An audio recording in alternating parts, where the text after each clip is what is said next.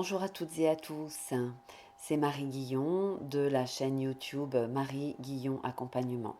Voilà, donc je vous fais aujourd'hui une petite vidéo, nous sommes le 16 juillet, pour vous parler un petit peu de cette éclipse lunaire partielle qui a lieu aujourd'hui en même temps que la pleine lune qui aura lieu à 23h34 je crois, heure de Paris. Voilà, et donc c'est la deuxième éclipse. Nous avons eu le 2 juillet une éclipse solaire totale, au-dessus en particulier du Chili, toute cette partie de l'Amérique du Sud.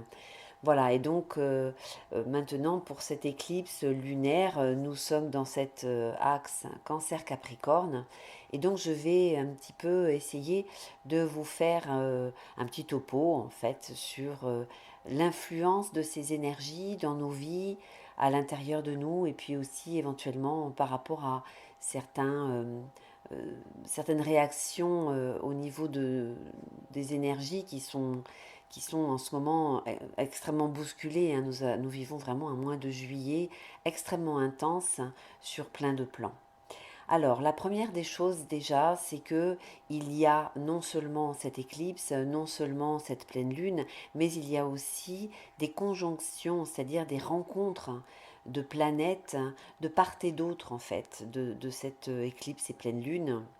Du côté du Soleil, il y a énormément de planètes qui se sont regroupées, on va dire, autour du Soleil, ainsi que ce que nous appelons les nœuds lunaires, nous les astrologues, des nœuds lunaires, c'est-à-dire un petit peu des grandes directions, ce sont des points fictifs qui nous indiquent, en fait, pour chacun de nous individuellement, oui, et, et puis aussi au niveau planétaire, finalement, qui nous indiquent euh, des mouvements vers lesquels nous pouvons nous diriger pour avoir plus de fluidité dans nos vies, pour essayer de ramer quelque part dans le sens du courant.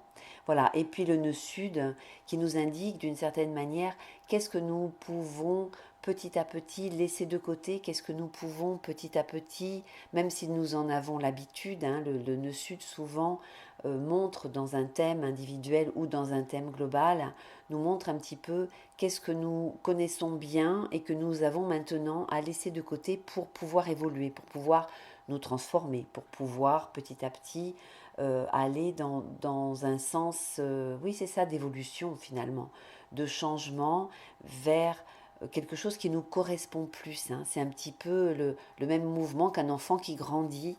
À un moment donné, il faut laisser les vêtements trop petits de côté pour pouvoir en trouver d'autres, en essayer d'autres et pour pouvoir se rapprocher un petit peu plus de ses envies du moment jusqu'à le prochain cycle où à nouveau il y aura à laisser de côté certaines choses. Bref, le mouvement de la vie en fait qui nous amène toujours à nous transformer, à changer, même si on n'en a pas forcément envie, même si on ne se rend pas compte. Souvent on dit on sait ce qu'on laisse, on ne sait pas ce qu'on trouve, mais c'est pourtant le mouvement de la vie, c'est pourtant une nécessité pour pouvoir évoluer, pour pouvoir changer, d'aller vers des choses qu'on ne connaît pas encore. Et le nœud sud, c'est ce que l'on doit laisser de côté pour pouvoir aller vers le nœud nord. Qu'est-ce qui nous invite dans un sens donc d'évolution. Alors bien sûr, les thèmes que je vais aborder sont toujours des thèmes collectifs. Ce sont des énergies qui concernent d'une manière générale tout le monde, mais bien sûr cela dépend aussi de tout un tas d'éléments par rapport à vos maisons, par rapport aux positions de vos planètes, bref. Tout ceci, bien sûr, ne peut ne pas forcément concerner tout le monde, puisque ce sont des énergies qui sont, encore une fois, abordées de manière très générale. Alors déjà, qu'est-ce que c'est que cet axe Cancer-Capricorne? Cet axe Cancer-Capricorne, c'est-à-dire, pour ne pas aborder des termes qui soient trop astrologiques et qui ne soient pas forcément parlants pour tout le monde, cet axe déjà nous demande de regarder comment nous essayons toujours de conserver une forme de sécurité dans nos vies. Il y a un appel à essayer d'ouvrir notre cœur, peut-être à d'autres conceptions, à d'autres visions, à d'autres façons de concevoir nos vies, nos relations aussi. Il y a énormément d'histoires qui concernent, d'histoires au pluriel qui concernent nos familles, nos enfants, nous en tant que parents, nos familles plus ou moins éloignées, des personnes aussi que nous avions perdues de vue qui reviennent dans nos vies, des habitudes que nous avions dans notre existence auparavant qui peut-être peuvent changer, la manière dont nous vivons à l'intérieur de nos maisons, à l'intérieur de notre vie quotidienne, la manière dont nous nous occupons de notre corps aussi, la façon aussi que nous avons de nous nourrir, la manière dont nous avons l'habitude peut-être de nous protéger parfois par rapport à certaines personnes ou par rapport à certaines peurs aussi, par rapport encore une fois à des habitudes où nous avons, sans nécessairement le vouloir, mais sans forcément non plus s'en rendre compte, la manière dont nous nous protégeons du monde extérieur, la manière aussi dont nous allons nous mettre en relation avec les autres. Tout ceci est vraiment sur le devant de la scène. Alors, les éclipses, en même temps que la pleine lune, vont sans doute réveiller aussi chez nous des émotions.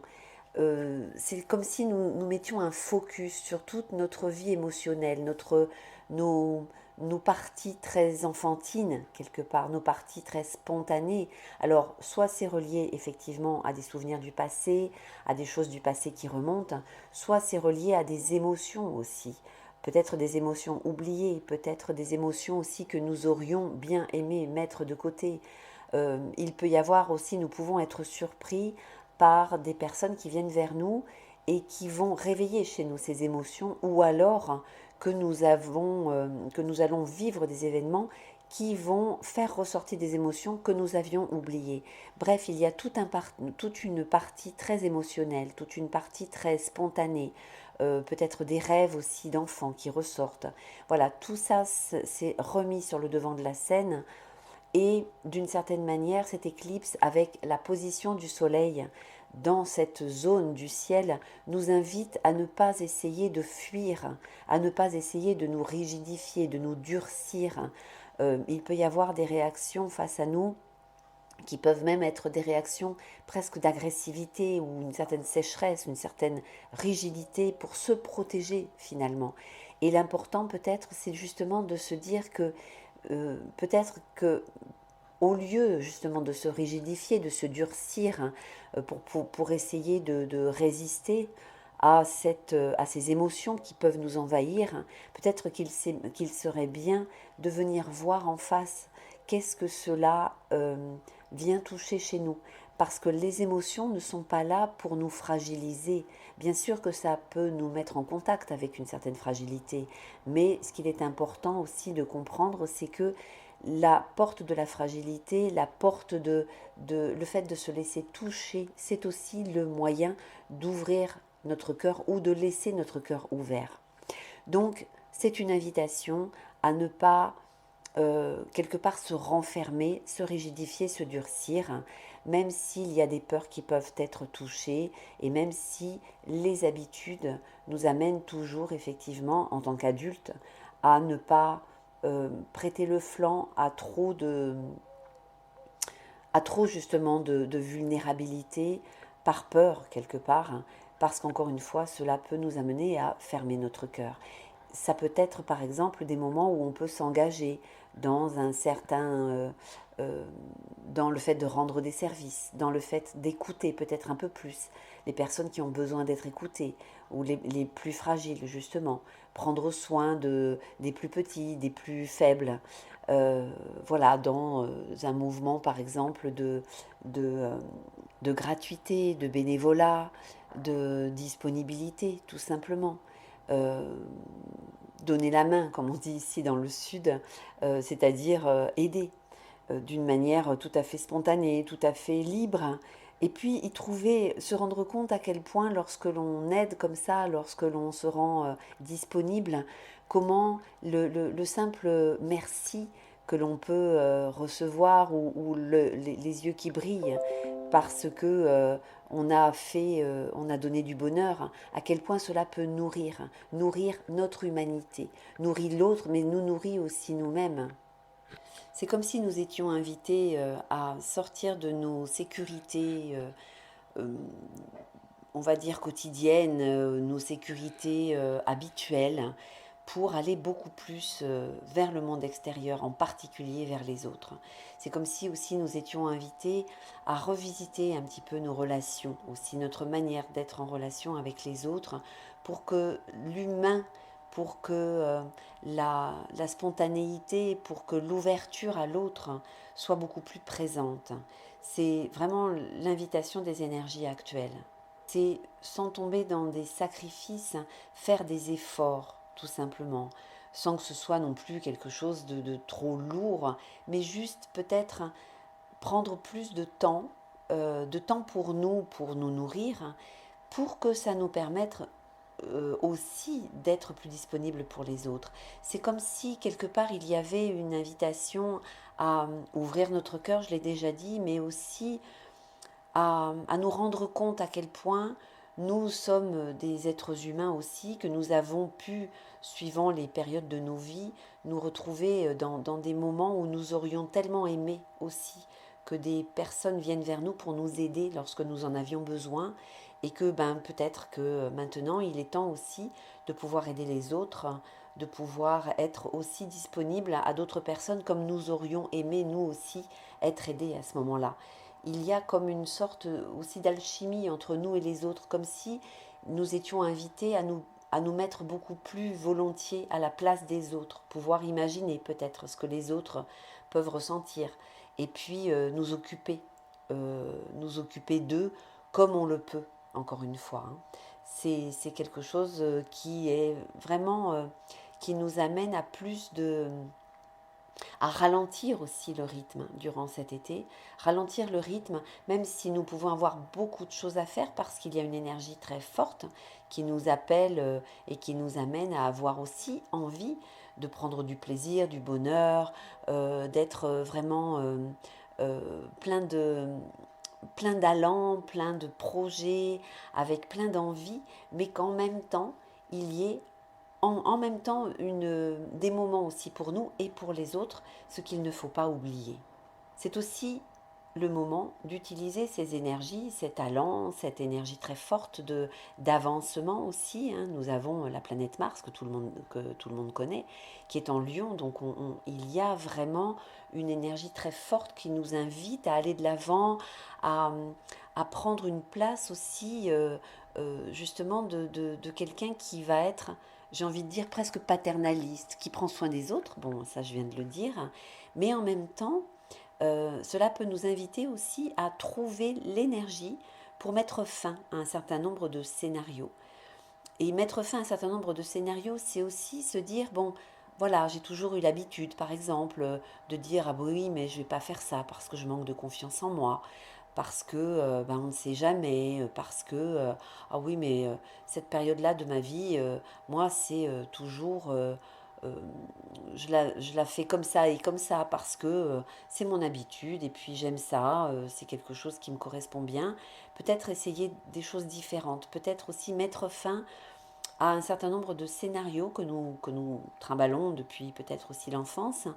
Et nous avons l'énergie de pouvoir en sortir. Nous avons l'énergie de pouvoir tourner la page. Et ça peut être, par exemple, j'arrête de ne pas me faire confiance. J'arrête de sans arrêt tout remettre en doute.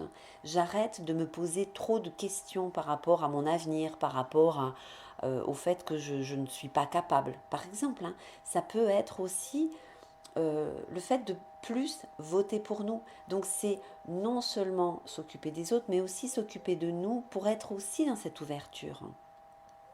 De se dire, bon, maintenant je passe un cap par rapport à mes besoins, par rapport à mes envies, par rapport à ma foi dans la vie, à ma confiance dans la vie, à ma confiance en moi.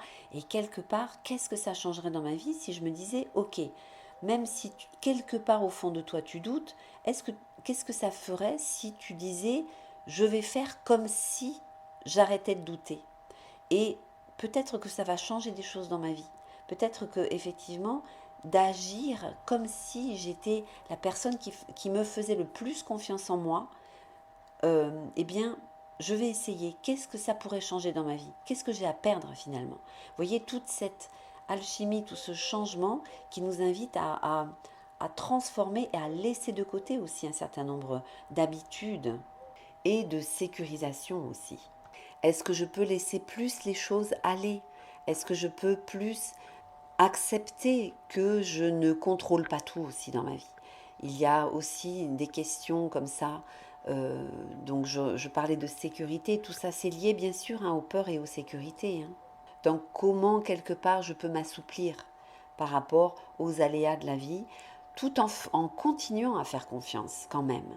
Prendre le risque d'être déçu, ça peut être ça aussi, prendre le risque d'être déçu. Alors évidemment, ce n'est pas forcément toujours confortable, mais ça peut nous amener en même temps à ne pas perdre confiance dans la vie et à continuer quelque part à agir toujours dans le même sens pour construire des relations, une existence, une famille, une habitude, une vie quotidienne qui partent sur des bases nouvelles et qui en même temps peut prendre le temps de se construire sans qu'on soit intransigeant aussi par rapport à un timing, sans qu'on soit intransigeant par rapport à la manière dont on a envie que les choses se déroulent, par rapport à nos choix, parce que il faut rester aussi dans la souplesse. Nos choix peuvent s'adapter, doivent s'adapter aussi aux aléas de l'existence, aux aléas aussi des choix. On n'est pas seul non plus, il y a d'autres personnes vis-à-vis de nous. Et encore une fois, s'assouplir, ça ne veut pas dire qu'on change de direction nécessairement, mais c'est qu'on peut prendre des chemins parallèles pour aller dans le sens que l'on souhaite et qu'il faut aussi prendre le temps pour accéder à ce que l'on souhaite dans la vie. Toutes ces, comment dire, toute cette manière de recevoir aussi des cadeaux de la vie et des cadeaux des autres d'une autre manière. Nous pouvons aussi choisir de mettre le focus plus sur le positif que sur le négatif parce qu'il est vrai que nous avons aussi des énergies qui peuvent nous faire nous confronter à une certaine forme d'agressivité pour les personnes qui choisissent quelque part ou qui n'ont pas forcément conscience qu'il est possible d'agir différemment. Donc nous pouvons être confrontés à une certaine forme d'agressivité, à une sensation aussi parfois de ne pas réussir à faire bouger les choses.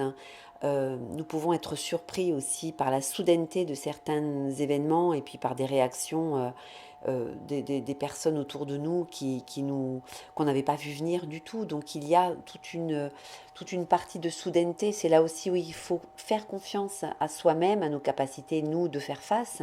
Et puis aussi savoir que nous avons toujours les capacités justement de pouvoir nous protéger quand c'est nécessaire, bien sûr, mais pas forcément euh, contre comment dire, de développer des défenses contre quelque chose qui n'est pas encore arrivé. Vous voyez? Donc ça, c'est aussi quelque chose d'important. Donc faire confiance, laisser ouvert et puis choisir plutôt le positif plutôt que le négatif et les peurs le plus possible. Et puis s'évader si c'est possible. C'est une belle période de vacances. C'est une période où il fait beau en ce moment sur la France. Et choisir peut-être de s'évader, pardon, d'aller se promener, même simplement aller marcher, aller faire du vélo si vous ne pouvez pas partir en vacances ou si vous n'êtes pas encore parti en vacances ou si vous êtes déjà revenu de vacances. Juste aller faire un petit tour, juste s'installer sur une terrasse pour partager avec d'autres personnes, sourire, se mettre au soleil aussi. On est invité à essayer de choisir beaucoup plus la douceur de vivre, prendre le temps, rester dans le silence aussi par rapport à soi-même, essayer vraiment de se connecter avec le cœur. Accueillir aussi éventuellement les émotions en sachant qu'elles passeront de toute façon et que ça n'est pas venu de nulle part, ce sont juste des libérations également. Les périodes d'éclipse sont vraiment des périodes de libération, des périodes de reconstruction. Donc on peut surfer sur cette vague de reconstruction, de libération, en étant plus observateur de ce qui se passe pour nous et dans nos vies et en choisissant vraiment de rester le plus dans l'ouverture et le positif possible, non pas par magie, mais par choix. par choix, en sachant que de toute façon, comme disait, je crois que ce sont les Chinois qui disent ça, qu'on pleure ou qu'on rit, quelque part la vie est la même, donc autant vivre la vie avec le plus de sourire possible plutôt que d'être toujours dans cette inquiétude et dans ce désir quelque part de trouver à tout prix des solutions, même si on ne voit pas très bien comment on va s'y prendre. Laissez le temps au temps, laissez la vie nous offrir ses cadeaux, laissez les choses se dérouler à leur rythme, en sachant que de toute façon, ce qui peut nous faire le plus de bien, c'est de rester vraiment dans cette bienveillance par rapport à soi-même et par rapport aux autres. Donc voilà, je ne vais pas faire une vidéo trop longue, donc je vous ai donné les grandes lignes de cette éclipse. Profitez-en vraiment pour choisir l'amour, l'ouverture, la douceur, le cœur. Encore une fois, je reviendrai vers vous très rapidement, je vous proposerai une autre forme de vidéo beaucoup plus courte et je vais certainement aussi beaucoup plus m'investir dans une astrologie que je pratiquais, que j'ai pratiquée pendant plusieurs années, qui est l'astrologie angélique. Mais je vous en informerai de toute façon. Voilà, donc n'oubliez pas, si vous voulez recevoir les nouvelles vidéos, n'oubliez pas donc de vous abonner, bien sûr, je vous en remercie beaucoup, à ma chaîne, et puis surtout de cliquer sur la cloche pour être averti des nouvelles vidéos que je vais poster. Je vous souhaite une bonne continuation, de belles vacances, beaucoup de joie, d'ouverture, beaucoup de cœur, beaucoup de plaisir aussi dans ce bel été. Profitez bien du soleil et puis encore une fois, laissez les choses se faire. Laissez-vous quelque part aussi porter, ça fait du bien de se laisser porter, un peu comme un enfant justement. Ça fait du bien de se laisser porter aussi par la vie en essayant d'oublier les peurs et les insécurités, même si on est obligé de faire avec. Tournez votre regard beaucoup plus vers l'espoir, la joie, l'amour aussi, en n'oubliant pas de vous donner d'abord à vous-même cet amour. Donc pour pouvoir donner d'une manière fluide, il faut être totalement rempli de cet amour pour pouvoir le donner aux autres. Et donc du coup, pour que ce mouvement en fait de soi vers les autres soit fluide, il faut déjà se donner à soi-même. Donc prenez soin de vous, donnez-vous à vous-même cette confiance, cette foi, cet amour, cette attention, dans évidemment l'intention ensuite que cela circule entre vous et le monde extérieur. À tout bientôt, au revoir.